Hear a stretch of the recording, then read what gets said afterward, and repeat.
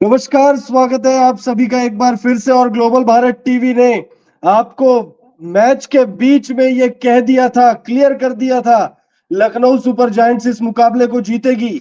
Lucknow super giants ने IPL 2024 का match number 21 जो है अपने नाम कर लिया है। आईपीएल 2024 का मैच नंबर 21 अब लखनऊ सुपर जायंट्स के नाम हो चुका है। इस मुकाबले में किस बल्लेबाज ने कितने रन बनाए, किस गेंदबाज को क्या किस गेंदबाज का कैसा स्पेल रहा, तमाम चीजों पर चर्चा करेंगे। तो इस वीडियो में जुड़े रहिए, वीडियो को लाइक करिए, चैनल को सब्सक्राइब नहीं किया तो सब्सक्राइब भी कर लीजिए, क्योंकि लगातार ग्लोबल भारत टीवी आपको जो जानकारियां देता है, लगातार ग्लोबल भारत टीवी जो भविष्यवाणी करता है वो भविष्यवाणी सही हो रही है। बीच लाइव में यानी इस मैच के पहले वाला जो लाइव था, यानी मिड इनिंग वाला जो लाइव था, उसमें साफ कर दिया था हमने कि कृणाल पांड्या गजब की गेंदबाजी करेंगे, और कृणाल पांड्या ने गजब की गेंदबाजी करी है। बहरहाल पहले फर्स्ट इनिंग पर चर्चा करेंगे और फिर उसके बाद तेजी से सेकंड इनिंग पर भी बात करेंगे। टॉस केएल राहुल की कप्तान केएल राहुल ने जीता और पहले बल्लेबाजी करने का फैसला किया, और बिल्कुल सही फैसला। लखनऊ में इकाना क्रिकेट स्टेडियम में पहले बल्लेबाजी मतलब बिल्कुल सही फैसला। देवदत्त पाडिक्कल फ्लॉप हुए हैं, 7 रन बनाकर आउट हुए। कप्तान केएल राहुल 33 रन बनाते 31 गेंदों का सामना किया इन्होंने, लेकिन बहुत धीमी पारी।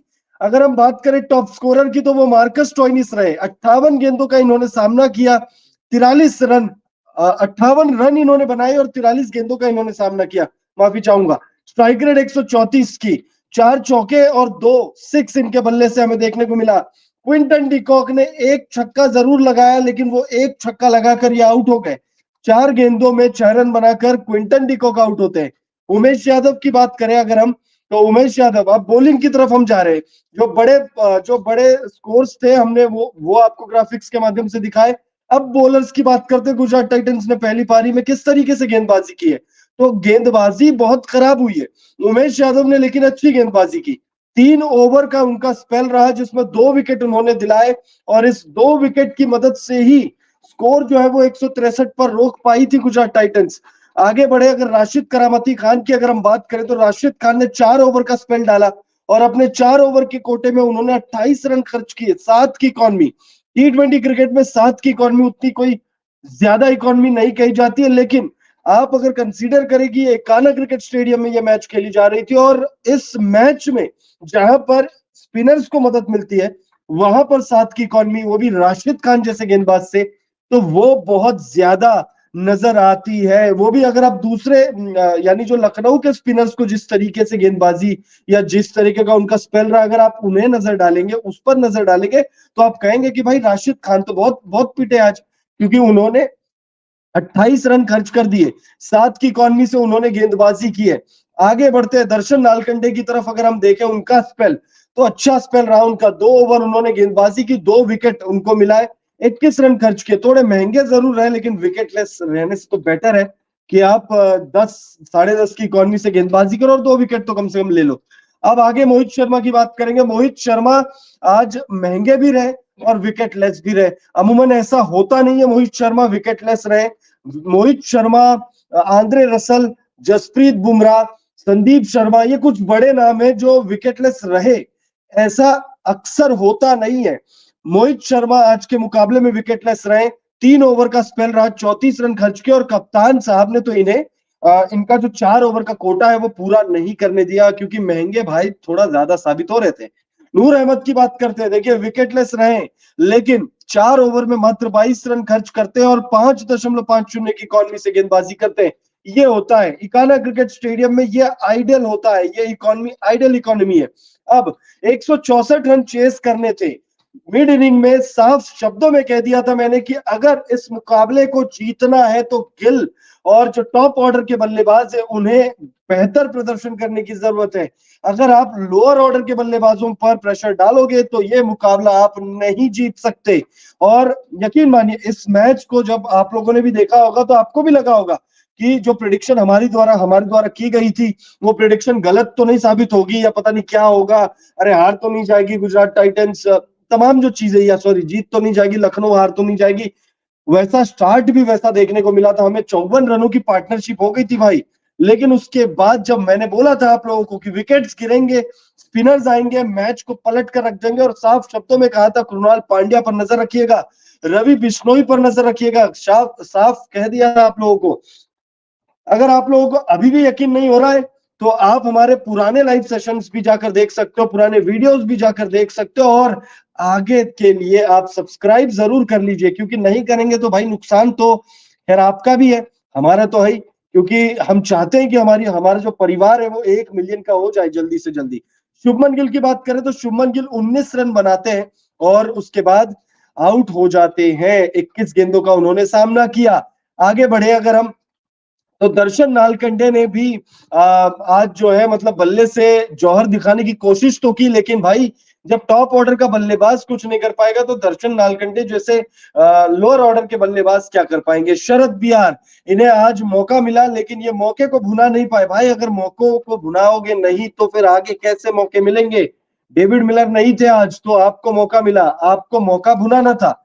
केन विलियमसन ने पिछले मुकाबले में अच्छी बल्लेबाजी की थी, लेकिन इस मुकाबले में मात्र 1 रन बनाकर आउट हो गए, वो भी 5 गेंदों का सामना करके। मतलब रन तो कम बनाए बनाए, साथ में आपने गेंद भी खा लिए। साई सुदर्शन शुभमन गिल के साथ आज पारी का आगाज करने आए थे। साई सुदर्शन और शुभमन गिल ने 54 रनों की पार्टनरशिप की थी, लेकिन ये पार्टनरशिप आगे बढ़ी नहीं हो पाई, और जैसे ही 54 पर पहला विकेट गिरा उसके बाद 56 पर दूसरा गिरता है, 58 पर तीसरा, 61 पर चौथा, 80 रनों पर पांचवा, 93 रनों पर छठा, 93 पर सातवां, 102 पर 8, 126 रनों पर 9 विकेट, और 130 पर तो टीम ही सिमट जाती है। तो भाई जो हमने प्रेडिक्शन दिया था कि एक बार विकेट गिरने शुरू होंगे उसके बाद तो आप भूल जाइए भाई, भूल जाइए कि गुजरात टाइटंस से मुकाबला जीतेगी।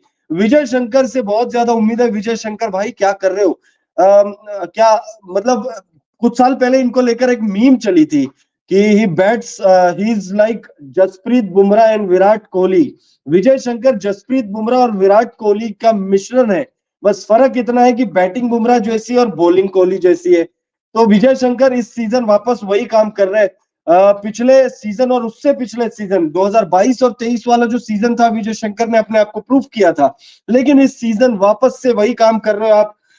बैटिंग आपकी बुमराह जैसी, बॉलिंग आपकी कोहली जैसी। तो इसे थोड़ा सा सुधारना होगा अगर गुजरात टाइटंस को। हालांकि गुजरात टाइटंस, अब मैं कह सकता हूं कि गुजरात टाइटंस इस सीजन प्लेऑफ्स क्वालिफाई शायद ना हो पाए, क्योंकि शुभमन गिल होपलेस नजर आते हैं मैदान पर। शुभमन गिल पता नहीं क्यों डर जाते हैं। 24 साल के हैं, सबसे युवा कप्तान है, लेकिन शुभमन गिल डर रहे हैं। आप अगर मैदान पर उन्हें देखेंगे तो वो डरे डरे से रहते हैं, खोए खोए से रहते हैं। आशीष नेहरा के पास चले जाते हैं, राशिद खान के पास चले जाते हैं, डेविड मिलर के पास चले जाते हैं, विकेट कीपर से बात करने लग जाते हैं। मतलब खुद पे थोड़ा सा कॉन्फिडेंस उन्हें लाने की जरूरत है, आवश्यकता है। अगर वो खुद पर कॉन्फिडेंस नहीं लाएंगे तो निश्चित तौर पर खामियाजा जो है वो किसे होगा? खामियाजा होगा टीम को। गुजरात टाइटंस जो है वो बहुत ज्यादा भुगतेगी।